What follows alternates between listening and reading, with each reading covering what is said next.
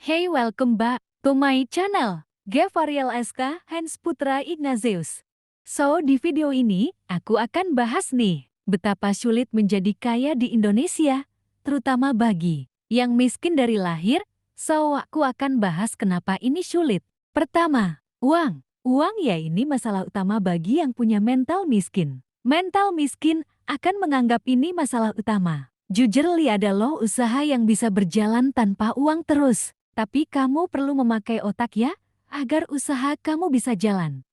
Kedua, keberanian. Keberanian ini penting ya bagi kamu yang mau menjadi kaya. Menjadi kaya itu harus punya keberanian mengambil keputusan. Mempunyai kesadaran meminta maaf jika kamu salah. Meminta bantuan jika kamu sudah nggak sanggup.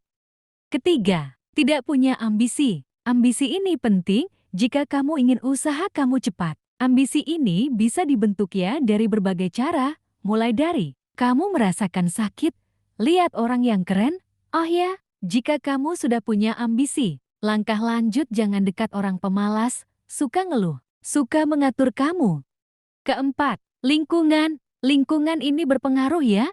Sama seperti yang aku bilang tadi, kamu harus mencari lingkungan yang punya ambisius. Jika kamu melihat orang sekitar malas, maka secara perlahan kamu akan meniru itu. Why? So, ini basic sifat dasar manusia ya.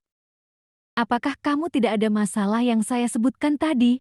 Pertama, lingkungan. Ini saya masih menjadi alasan utama ya. Lingkungan hidup di dunia ini udah banyak ya yang paling biasa itu lingkungan hidup real life dan virtual. Masalah yang ada di kedua dunia ini. Pertama, orang. Setiap orang itu punya sifat berbeda, tetapi beberapa sifat inilah yang paling bisa bikin kamu dan berhenti melanjutkan usaha.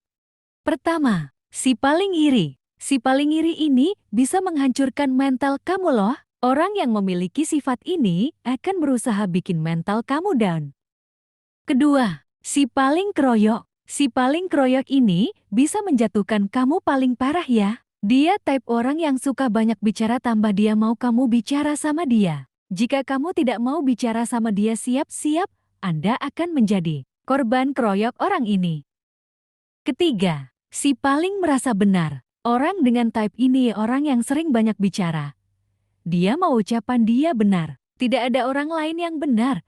Biasanya orang ini tuh hidup di zona nyaman dia. Misal virtual dia di social media, dia tidak pernah melakukan hal, maka dia akan berusaha buat jatuhin kamu. Misal di real life, mereka biasa menyapa orang saat bertemu. Tetapi kamu tidak menyapa orang, maka ini bisa jadi masalah ya bagi dia. Keempat, si paling gak sadar diri. Si paling gak sadar diri ini type orang yang sudah dikasih sesuatu oleh kamu, tapi dia tidak merasa bahagia saat kamu memberi.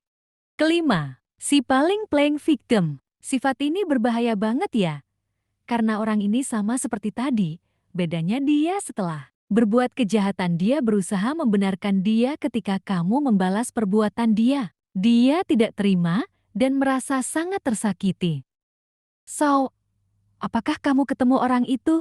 Jika kamu ketemu orang itu, sebaiknya kamu lakukan ini. Pertama, hindarin. Kamu bisa menghindar dia mulai dengan cara blokir akun sosmed dia. Kamu lindah rumah. Jangan berusaha berbuat baik dengan orang itu. Kenapa saya mengucapkan ini?